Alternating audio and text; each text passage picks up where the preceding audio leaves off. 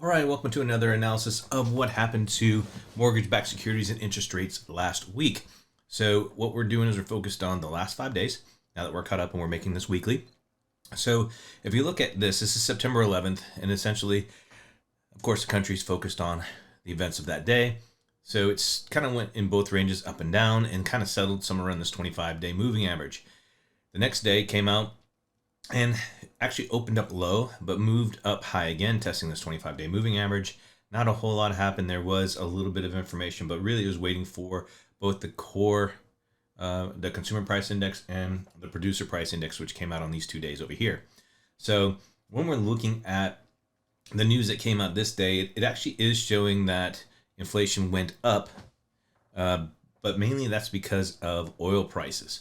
So if you ask, why did inflation go up, and everybody's talking about, oh, doom and gloom, and yet we actually got better on mortgage-backed securities, part of that has to do with the year-over-year inflation. So when you strip out everything, that's to include dealing with the oil prices and several other factors that go into this. Ultimately, year over year, the core rate went down from 4.7 to 4.3%.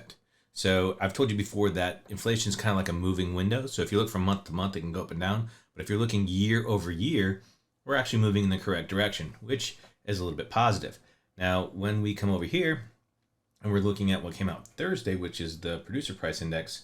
So again, we had higher than expected inflation, mainly due to oil prices. But once you strip that out, it's basically dropped from 2.4% to 2.2%.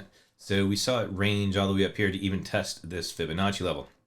So outside of that is testing this 25-day moving average on Thursday. So it's really just in a trading range, which ultimately all this says that it's really not doing a whole lot. Okay, it's really not moving a whole lot based off of the fundamental news that came out. And part of that also has to do with they're waiting for next week to see what the Fed is going to do as far as the Fed funds rate is concerned. The general consensus is they're not going to do anything. They're just going to kind of let it pause and leave rates where they are until the next meeting. We'll see what they say. But of course, whatever they actually talk about in that meeting is going to influence what happens in the future. So on Friday, we saw it drop sharply, ignoring everything else. And at first, I was really concerned about it, wondering what's happening. But after future thought, we're talking about Friday. We're in a trading range. And more than likely, it was a lot of investors just taking profits. Hard to say. We'll have a better picture of it once Monday opens up. But until then, essentially from where we started, we haven't really moved very far. So we're still around this 25-day moving average.